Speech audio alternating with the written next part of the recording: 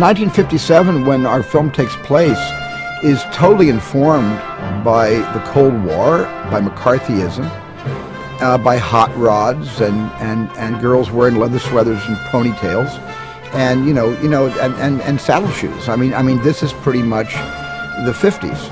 The music is Elvis Presley, and it's a whole new era. We're no longer in the 30s anymore, and there's been almost a couple of decades have passed since we last saw Indy, and Indy has grown up and grown wiser and probably grown a lot stronger too. And we thought that we would take all the trappings and turn them into virtues of the mid-1950s. Mutt enters Indiana Jones' life on a Harley Davidson, just like Marlon Brando in The Wild One. And we even gave him a little bit of the Brando motorcycle hat. He comes out of a cloud of steam from a train about to leave the station. And he comes with the plot in his hand. And he basically delivers Indiana Jones, Professor Jones, and the audience the beginning of a plot. He comes to tell Indy that an old colleague of Jones's has been kidnapped. A man named Professor Oxley, who Indy actually went to school with at the University of Chicago years ago.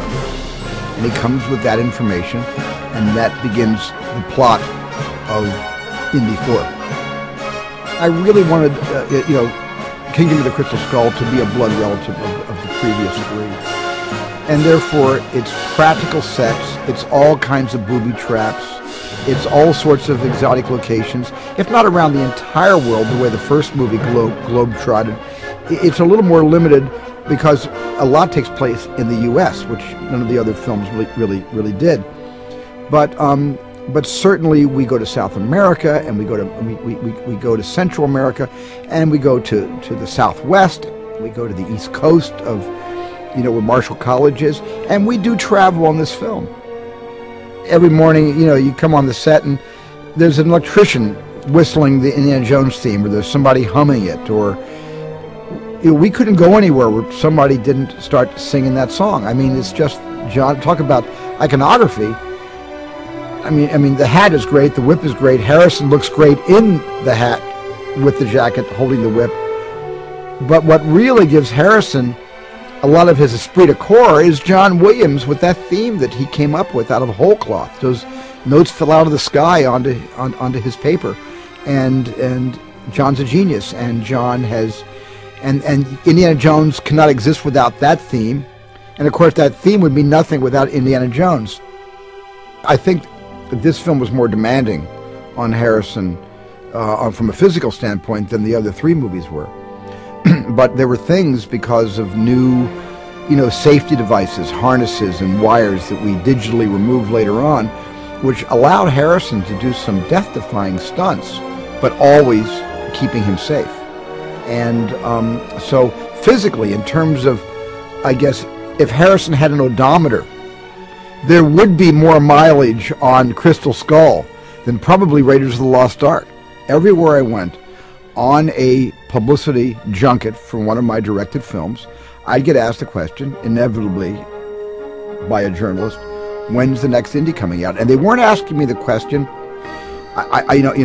because there was a hidden agenda, it was a piece of news. They wanted to know for themselves, not even for the radio station or TV station or newspaper they were representing or magazine they were representing. They wanted to know for themselves, and they would always say to me, sometimes not even on camera, are you going to make another Indiana Jones picture? And that was a question that was not only asked of me, and of course I did nothing about it, but it was asked of Harrison, and I know it was asked of George, and all of us have been asked that question. I think this is the quintessential family movie. I think the movie is, as the other films have been, for people who don't know Indiana Jones, who maybe have never seen the DVD or a tape, or even seen it on television. I think you can see this movie uninformed about who Indiana Jones ever was or is, and absolutely sit there and get this original story handed to you on a sterling silver platter. And I think this is the kind of movie, not just for the fans, but for people who don't follow the series, and who are young and who don't know what this guy has been through, but are about to witness perhaps for the first time, what he's about to go through. And they're going to go along on the ride.